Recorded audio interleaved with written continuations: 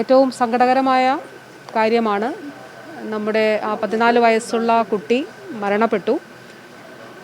ഇന്ന് രാവിലെ 10:50 ഒരു മാസീവ് കാർഡിയാക് അറസ്റ്റാണ് ഉണ്ടായത്. ഇന്നലെ ഈ ദിവസങ്ങളിൽ വെന്റിലേറ്ററിൽ തന്നെയാണ് മെഡിക്കൽ കോളേജിലേക്ക് ഇന്നലെ ഷിഫ്റ്റ് ചെയ്തിരുന്നത്. കോൺഷ്യസ് ആയിരുന്നില്ല. ഇന്ന് രാവിലെ യൂറിൻ ഔട്ട്പുട്ട് കുറഞ്ഞു. അതുകൂടാതെ 10:50 ആയപ്പോൾ മാസീവ് കാർഡിയാക് അറസ്റ്റാണ് ഉണ്ടായത്. അപ്പോൾ റിവൈവ് ചെയ്യാൻ വേണ്ടിയിട്ടുള്ള പരമാവധി ശ്രമങ്ങൾ നടത്തി, പക്ഷേ റിവൈവ് ചെയ്യാൻ സാധിച്ചില്ല. ഏറ്റവും സങ്കടം ഉള്ള, വിഷമമുള്ള, നിർഭാഗ്യകരമായിട്ടുള്ള ഒരു കാര്യമാണ്. അപ്പോൾ 11:20-11:30 മരണം സ്ഥിരീകരിച്ചിട്ടുണ്ട്.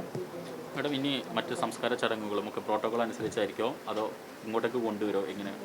അതെല്ലാം തീർച്ചയായിട്ടും പ്രോട്ടോകോൾ ഓൾറെഡി നേരത്തെ തന്നെ ഉണ്ട്.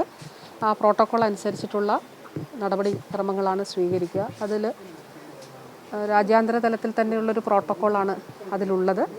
ആ പ്രോട്ടോക്കോൾ അനുസരിച്ചിട്ടുള്ള നടപടിക്രമങ്ങളാണ് സ്വീകരിക്കുക. ജില്ലയിലേക്ക് കൊണ്ടുവരുമോ അതോ കോഴിക്കോട് തന്നെ സംസ്കരിക്കാൻ? അതെല്ലാം വീട്ടുകാരുമായിട്ട് കൂടി, അവരുടെ അച്ഛനും അമ്മ, അതുപോലെ അച്ഛൻ്റെ സഹോദരൻ, ഇവർ കുടുംബാംഗങ്ങളുമായിട്ട് ആലോചിച്ചതിന് ശേഷം ജില്ലാ കളക്ടർ അവരുമായിട്ട് ആശയവിനിമയം നടത്തി അവരുടെ കൂടി എന്താണ് അവരുടെ താല്പര്യം കൂടി അറിഞ്ഞിട്ട് ആയിരിക്കും ചെയ്യുക. സംസ്കാര ചടങ്ങുകൾ ഈ പറഞ്ഞതുപോലെ ശാസ്ത്രീയമായ പ്രോട്ടോക്കോൾ അനുസരിച്ച് തന്നെ ചെയ്യും. കോഴിക്കോട് മെഡിക്കൽ കോളേജിൽ തന്നെയാണുള്ളത്. അച്ഛനും അച്ഛൻ്റെ സഹോദരനും ഉൾപ്പെടെയുള്ളവർ കോഴിക്കോട് മെഡിക്കൽ കോളേജിൽ ഉണ്ട്.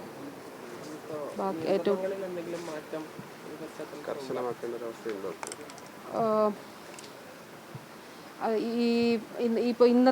ഇപ്പോൾ നമ്മളൊരു പഞ്ചായത്ത് പ്രസിഡന്റുമാരുമായിട്ടും മുനിസിപ്പാലിറ്റിയുടെ ചെയർപേഴ്സൺമാരുമായിട്ടും ഒക്കെ ആശയവിനിമയം നടത്തിയിരുന്നു. അപ്പോൾ നല്ല നിലയിൽ ഇന്നലെ തന്നെ പഞ്ചായത്തുകളിൽ അവർ തന്നെ ബോധവൽക്കരണ പ്രവർത്തനങ്ങൾ നടത്തുന്നുണ്ട്. പക്ഷെ മറ്റൊരു വിഷയമുള്ളത്, ഈ പഞ്ചായത്തിനോട് ചേർന്ന് ഇപ്പോൾ പാണ്ടിക്കാട് നിന്നും ആനക്കായത്തു നിന്നൊക്കെ കുഞ്ഞുങ്ങൾ ധാരാളമായിട്ട് പോകുന്നുണ്ട് അവിടേക്ക്. അപ്പോൾ അത് സംബന്ധിച്ച് ഇന്ന് ഞായറാഴ്ച ആയിരുന്നതുകൊണ്ടാണ് അത് സംബന്ധിച്ച് ജില്ലാ കളക്ടർ ഇന്നലെ ഉത്തരവിൽ അക്കാര്യങ്ങൾ സൂചിപ്പിക്കുക. ഇന്നിപ്പോൾ വൈകുന്നേരം അത് സംബന്ധിച്ച് വ്യക്തമായിട്ടുള്ള ഈ കാര്യങ്ങൾ കൂടി തദ്ദേശ സ്ഥാപനങ്ങളുടെ കൂടി നിർദ്ദേശങ്ങൾ കൂടി പരിഗണിച്ച് ഈ പറഞ്ഞതുപോലെ പ്രോട്ടോകോൾ പ്രകാരം ആ ഉത്തരവുകളിൽ കുറച്ചുകൂടി ചെറിയ മാറ്റങ്ങൾ ഉണ്ടാകും. അത് കളക്ടർ ഉത്തരവിറക്കും. നിലവിൽ കോഴിക്കോട് മെഡിക്കൽ കോളേജിൽ എത്ര പേരാണുള്ളത്? ഈ രോഗലക്ഷണങ്ങളുള്ളവരോ അല്ലെങ്കിൽ ഇവരുമായിട്ട് ബന്ധപ്പെട്ടവരോ? 3 പേരാണ് അവിടെ ഉള്ളത് ഐസൊലേഷനിൽ. പിന്നെ മഞ്ചേരി മെഡിക്കൽ കോളേജിൽ ഇപ്പോൾ ഹൈ റിസ്ക് കാറ്റഗറിയിലുള്ള 4 പേർ അഡ്മിറ്റഡാണ്. അതിൽ ഒരാൾക്ക് ICU സപ്പോർട്ട് ആവശ്യമായിട്ടുള്ളൊരു സാഹചര്യം കൂടി ഉണ്ടായിരുന്നു. ഒരു ഉച്ച അവർക്ക് ഒരു വൈറൽ പനി അവർക്ക് സ്ഥിരീകരിച്ചിരുന്നു ഒരാൾക്ക്. അപ്പോൾ ഇതാണ് എന്നുള്ളത് ഡോക്ടേഴ്സ് കരുതുന്നില്ല. എന്നിരുന്നാൽ പോലും ഇതല്ല എന്നുള്ളത് റൂൾ ഔട്ട് ചെയ്യുന്നതിന് വേണ്ടിയിട്ട് ആ സാമ്പിൾ എടുത്ത് പരിശോധിക്കുകയാണ്. പ്രത്യേകിച്ച് ഈ ഘട്ടത്തിൽ നമ്മുടെ ഈ കോണ്ടാക്ട് ലിസ്റ്റിലുള്ളവർ ഭയക്കേണ്ടതില്ല, ഭയപ്പെടരുത്. ഏതെങ്കിലും തരത്തിൽ, കാരണം നമുക്ക് സിംറ്റംസ് ഉള്ളവർ തന്നെ ഇല്ല എന്നുള്ളത് വളരെ കുറവാണെന്നുള്ളത് നല്ലൊരു കാര്യമാണ്. കാരണം ലാസ്റ്റ് കോണ്ടാക്റ്റിന് ശേഷം ഇത്രയും ദിവസങ്ങൾ എടുത്തല്ലോ. അപ്പോൾ സ്കൂളിൽ തന്നെ 11-ാം തീയതിയാണ് ഈ മോൻ പോയിട്ടുള്ളത്. അപ്പോൾ അതിനുശേഷം ഇത്രയും ദിവസങ്ങളായിട്ടുണ്ട്. ഇത്രയും ദിവസങ്ങൾക്കുള്ളിൽ മറ്റ് സിംറ്റംസ് വലുതായിട്ട് ഇല്ല എന്നുള്ളത് ഒരു ആശ്വാസകരമായ കാര്യമാണ്. അതുകൊണ്ട് ഭയപ്പെടേണ്ട. നമുക്ക് ഈ എല്ലാവരെയും സാമ്പിൾ ഹൈ റിസ്ക് ഉള്ളവരെ എടുക്കും. രോഗലക്ഷണങ്ങളുള്ളവരെയാണ് ആദ്യം സാമ്പിൾ എടുക്കുന്നത്. ഈ മോണോക്ലോണൽ ആന്റിബോഡി എത്തിച്ചിട്ടുണ്ടോ? അത് ഇനി ആർക്കെങ്കിലും ആവശ്യമുണ്ടെങ്കിൽ അത് സജ്ജീകരിക്കുന്ന തരത്തിലുള്ള കാര്യങ്ങൾ പോയിട്ടുണ്ടോ? അത് ഓൾറെഡി നമ്മൾ കേരളം ആവശ്യപ്പെട്ടതിൻ്റെ അടിസ്ഥാനത്തിലാണ് ഓസ്ട്രേലിയയിൽ നിന്ന് അത് ICMR എത്തിച്ചത്. അത് അവരുടെ പ്രോട്ടോക്കോൾ പ്രകാരം അവിടെയാണ് സൂക്ഷിച്ചത്.